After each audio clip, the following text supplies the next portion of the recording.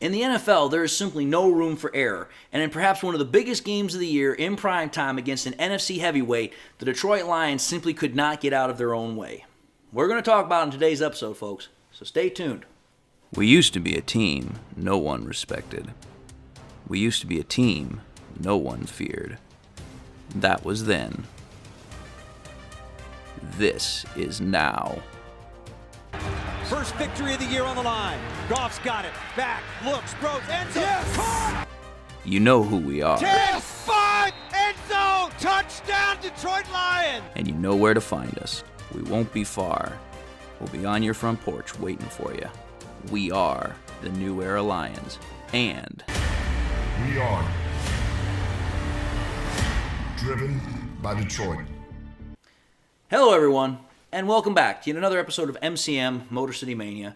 I'm your host, David T. Pike, and we're diving in right now. But before we dive in, I just want to say to those that are my subscribers that are coming back, to my viewers that are coming back, thank you all for your view, your support, and your patronage. It means the world to me. And to those that are my new people that are coming in, watching my show for the very first time, I just want to say thank you all for your view. Hopefully you guys all enjoy the content, and as such, I also hope to gain you all subscribers if I've earned and deserved it. And with that being said, I just want to say to everyone, God bless, hope you all are having a good day, and with that, let's dive into the show. So, here's the thing, folks. This game against Dallas, let's just kind of call it for what it is. You could go with this game any multitude of ways. You could go with it in a plethora of different directions, a myriad of just different viewpoints. But when we take a look at this game, this is a game that is going to supersede, top, trump, whatever term you'd like to use, the previous Detroit Lions-Dallas game that was back in 2014. When that game happened, it caused a host of controversy over that flag that was thrown and then picked up for that defensive pass interference at the end of the game. I'm just going to say this right now. This game is going to be controversial for another reason, but I'm not going to talk about that here in this episode. That's going to be a second episode all of itself. Instead, what I'm going to do in this episode is I'm going to talk about what the Lions did to, in essence, screw themselves over. Because I know that everybody's first impression is to go after the refs, but let's be fair and honest here. To go after the refs is the easy, low-hanging fruit. We have to first and foremost address everything that happened prior to that play that happened within the last 27, 23 seconds in the game. Let's talk about all that stuff prior first before we get to the refs. Like I said, that'll be in a different episode. So if you're wanting to talk about that, wait till my next episode that I'm going to be bringing out about that. This is about the Lions and what they did wrong. So let's start it off here. I said it in my live stream that I did last night about the game, that if you take a look at what the Lions did in that game, they literally shot themselves in the foot 10 ways to Sunday, and they still only lost that game by 1 point. But when you take a look at who's truly to blame for that game, for the majority of that game, to me it comes down to literally a host of a couple of people. But we're going to start with number one, head honcho, that's Dan Campbell. Now I know that sounds like I have a beef with Campbell, but I don't.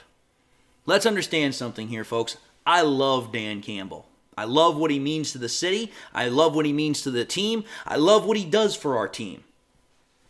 But as I've said before, and I'll say it again, when you take a look at it, you have to be fair in this process. And Dan Campbell, he literally screwed the pooch 7 ways to Sunday when it comes to this game.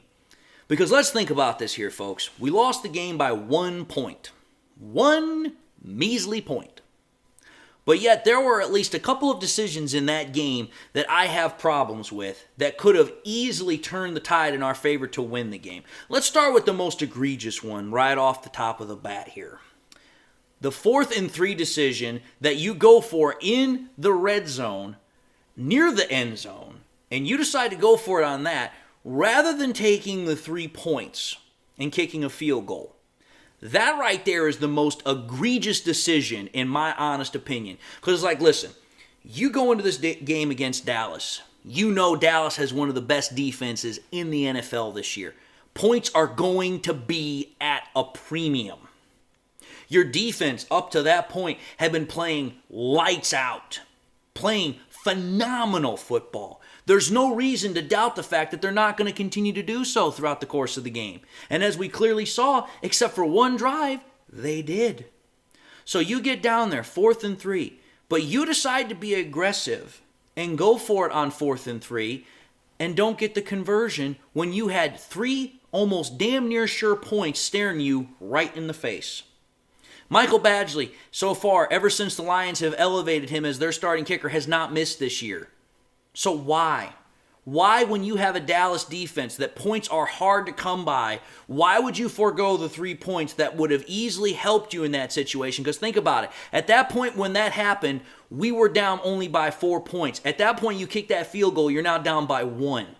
And oh, by the way, if we'd have kicked those 3 points then, when we scored that touchdown by Jared Goff at the very end of the game, instead of trying for that 2-point conversion, which was so controversial, which again, I'll talk about in another episode, you don't have to do that play. You can just kick the extra point and call it a day. And then your defense can come back out and do what it had been doing for the majority of the game, which was stop the Dallas's offense. That to me is probably the biggest, most egregious fault in Dan Campbell. It's like, listen, I love the fact that he's aggressive. And most of the time when he is aggressive, it usually works out in the Lions' favor. But there has to come a point where it's like, listen, you have to temper the aggressiveness. You have to realize there are times where being aggressive is not in your favor. You have to take the conservative approach. You have to take the points. You take those 3 points, you vastly change the scope of the game at the end there, and you're not having to press for as much. So that is my first problem with Dan Campbell. My second problem that I saw during that game with Dan Campbell is, again, let's go back to the very end of the game. You're just scored the touchdown. You're now down by 1 point. I understand why Dan Campbell went for it for the 2-point conversion. I really do. He wanted to win the game. He is there to win the game. And again, I appreciate that aggressiveness from him. But it's like, listen here, folks. Dallas, up to that point, still had, I believe, 1 timeout. If you score the extra point and you play for overtime, at that point then, the playing field becomes much more even for the Lions. Think about it. If the Lions had scored the 2-point conversion, again, not getting into that, but I'm just simply saying if they had, they're up by 1 point. They're then going to kick the ball off, and they're going to give Dallas a timeout plus about 20-some-odd seconds, most likely, to then drive down the field and at least kick a field goal to try and win the game. Their kicker had been kicking easily from 50-plus yards all game and had been doing so all year. What makes better sense in your opinion? To kick the field goal, tie, and go into overtime to where then the only way Dallas can win with that first drive is to score a touchdown, rather than leaving it in the hands of the defense to hold that kicker out of its range? Which makes better sense? To me, overtime makes better sense, because if they only kick a field goal, now your offense can drive down the field like it had done previously before you go to overtime, and then you can score another touchdown. You win the game that way. Sometimes it's better to just be conservative, take the points. That's my personal opinion. Because think about it. If Dallas knew that they were tied, they weren't going to probably go for it. And even if they had, they still were going to have to go the full length of the field with only about 20 seconds. So for me, it's like, listen, you can balance that argument whichever way you want, but I would much rather take the points and try an overtime. At that point, you're on a much more even level playing field than going for a 2-point conversion, hoping you get it, and then you're trying to keep that field goal kicker that can kick almost 60 yards out of his range with a timeout and 20-some-odd seconds to play. That to me made no sense. So that's Dan Campbell, number 1. Number 2, Ben Johnson. I have been one of Ben Johnson's biggest supporters, and I've loved what he's done with the Lions ever since he's gotten here. I mean, what the hell's not to love? We've gotten 2 top 5 offenses out of him in 2 straight years. But that game against Dallas, I don't know what the hell he was thinking 95% of the game. Think about it, folks. We would run the ball to the right-hand side of the formation. We're picking up easily 8, 9, 10 yards a play, running it to the right. Whether it was St. Brown on end arounds, whether it was Monty, whether it was Gibbs, we were gashing them to the right. We run it to the left, and we're constantly getting tackled behind the line of scrimmage. Methinks there's a problem there. Methinks there's a coincidence going on there. Run the ball to the damn right side of the formation. But instead, we keep trying it to the left. That's the first problem I have with Ben Johnson. Second problem I have with Ben Johnson. This also plays into Dan Campbell a little bit, but think about this. We're in fourth down situations sometimes. We're in third and short situations sometimes. Rather than running the ball to Montgomery to the right, which had worked virtually every single time we've done it, we try to pass the ball, and we don't even try to disguise the fact we're going to try and pass the ball. There were 2 times on fourth down that we go out with the offense and we go in an empty formation. You ain't fooling nobody in an empty formation. You're telling the defense, we're throwing the football. We're not going to try and run it. So at that point, you're not keeping the defense honest. You're not letting them have to guess. They know you're going to throw the pass. That to me makes no sense, especially against one of the best passing defenses in the NFL. It's like, you're not going to try and disguise or confuse the defense. You're telling them, we're just going to come straight out and throw at you. That's stupid in my opinion. That makes no sense either. Point number 2 completed. Point number 3. I'm not going to try and focus as much on individual players as much because I think coaching was the more bigger reason we lost this game. But Derek Barnes, oh my God, I'm sorry. You have a chance to get freaking Dak Prescott for a safety. You have him dead to rights. You're on a linebacker blitz. Nobody gets in front of you, and you completely run right past him. You whiff on him. In almost every other situation, that is a guaranteed sack, which is going to result in a safety. But instead, what happens? You whiff on the sack, and then Dak Prescott escapes, throws a ball down the field. Our man trips, by the way, Nick Vildor, and results in a 92-yard completion for a touchdown to CeeDee Lamb. Take that touchdown away, vastly changes the scope of the game. Take that touchdown away and get a safety, vastly changes the scope of the game. And that was because one player didn't follow those small little details. Break down, get the tackle, assure yourself you're going to get the tackle. Don't go for the big hit, just get the tackle, get the sack, get the points. So again, another thing I have a huge problem with. That's point number 3. Point number 4, Cameron Sutton. Oh my Lord, Atlanta. When I thought that Jerry Jacobs had bad games, I didn't think it was going to be as bad as the one I saw for Cameron Sutton against the Dallas Cowboys. There is a point where I just was like, dude, there's nothing that Sutton is doing that is stopping CeeDee Lamb. The only person that was stopping CeeDee Lamb was CeeDee Lamb himself because he was dropping a couple of passes. Otherwise, damn near anything Dak Prescott threw to him, he was getting caught. And it was like, dude, you take a look at some of those plays, Sutton was giving him 5, 6, 7 yards of cushion. How does that make any sense? CeeDee Lamb's one of the best wide receivers in the NFL. He's one of the fastest. And you're giving this man a huge amount of cushion. And he is roasting you like freaking Robin Williams at a nightclub. Like, come on. What sense does that make? And that happened all damn day. Unexcusable. Unforgivable. I don't understand that. He was supposed to be our prized cornerback addition in free agency this year, and he got roasted. He was absolutely destroyed by CeeDee Lamb. That is not good at all. And finally, I'm going to put this one out there. The offensive line. I know that the offensive line on the right-hand side of the formation at least did its job. Because like I said, when we were running the right-hand side of the formation, that offensive line was doing its job. It was opening up holes. But good Lord, between Taylor Decker and our guards, we could not stop Micah Parsons, and we sure as hell could not stop Lawrence. How many times did we see Micah Parsons blow by Taylor Decker to get pressure on Goff or get in the backfield for tackles? How many times did we see either Glasgow or Jackson or both sometimes get completely overwhelmed by Lawrence? It was just ridiculous how many times this was happening. This is an offensive line that has been touted as one of the best in the league, top 3 by some people.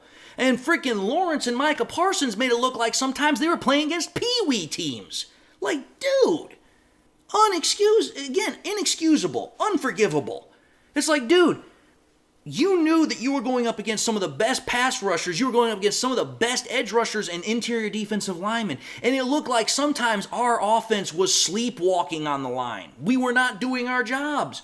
Again, you knew the magnitude of this game. You knew how important this game was. And you still, as an offensive unit, whether it was Decker, whether it was Jackson, whether it was Glasgow, you didn't show up.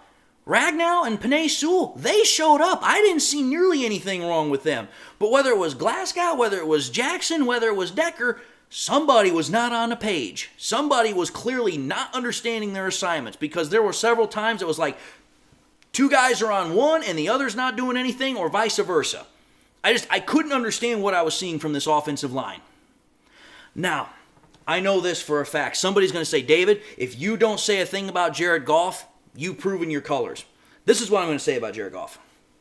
That first interception that he had on that screenplay, I don't attribute that one to him. What the hell was Goff supposed to do? He was either going to have to take a sack and get absolutely destroyed because Jonah Jackson didn't do his job, or Graham Glasgow didn't do his job blocking, or he was going to have to throw the ball. Goff tried to give his guy a chance to make the play. I can't fault Goff for trying to make a play or try to give his guy a chance to make a play. So the first interception, I don't blame Goff for. That second interception, however, oh hell yes, I blame him for. Throwing an out pattern is one of the most fundamental patterns that a quarterback has to know how to throw. Why? Because there are two basic rules when you're throwing an out pattern as a quarterback. High and out. What did Goff do? He threw it low and inside, behind. That's a no-no. That is something that every quarterback from middle school on up knows. You do not throw an out pattern low and inside or behind, because that means almost guaranteed cornerback's going to make the pick, and sometimes you're getting a pick six that's going all the way back to the end zone. So that one, yeah, I blame Jared Goff 110%. That was a horrible throw by Jared Goff. No doubt about that.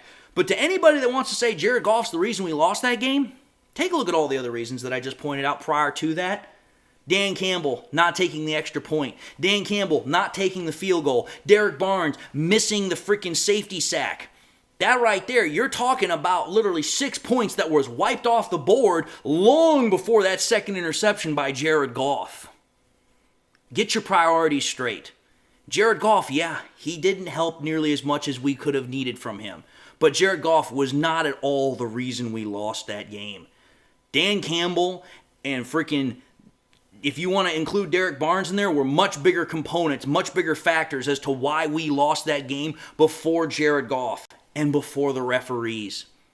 That's my whole point. Had the Lions played clean, efficient, effective football like they had done against the Vikings the majority of the game, and like they'd done against the Broncos the entire game, you would have never had to put that ball in that game in the hands of the refs, like I'll talk in another episode. Or you'd never had to get to that point near the end of the game where you were pressing because you were running out of time. These are facts. And to dispute them is irrefutable. To dispute them is ridiculous. The point of the matter is the Lions controlled their destiny to win that game long before all the craziness that ensued that I'll talk about later. But to not talk about that and just focus on what's easy to talk about in this moment, you're not doing your job and you're not thinking clearly. That's my job, to make sure everybody remembers everything else that happened. But anyway, I wanted to talk about this because this was important in my opinion. But with that having been said, I'm just going to now say thank you all for watching another episode of MCM Motor City Mania. If you like what you saw, by all means, I highly encourage you all to like, comment, and subscribe. If by chance you subscribed in the past and you've got to do so at the time, or you just subscribed and I had a chance to do so, again, please subscribe. I'm encouraged and I'm always thankful for every subscription that I can get. But I also encourage you all please to turn on that bell notification icon as well after you subscribe. That way you keep coming back, you never miss any more content, and we can keep the channel growing and going strong. To also include in that endeavor, I also encourage y'all to please share this content with your Lions friends and family members. Share here on YouTube, share it on Twitter, share it anywhere and everywhere you can. Hell, even share it on Facebook if you can, so that way we can continue to grow and spread the channel. The more people that see it, the more people we get in, the better the channel does, and the better we can have conversations about football. And with that being said, I just want to again say thank you all for watching. Thank you all for your view, your support, your patrons. If I just gained you a subscriber, again, thank you all for joining the family. If I still haven't gained y'all, hopefully you'll come back and I'll get another chance to do so. But until that time, I just want to say God bless, and until the next time we meet, I'll see you all in the next episode.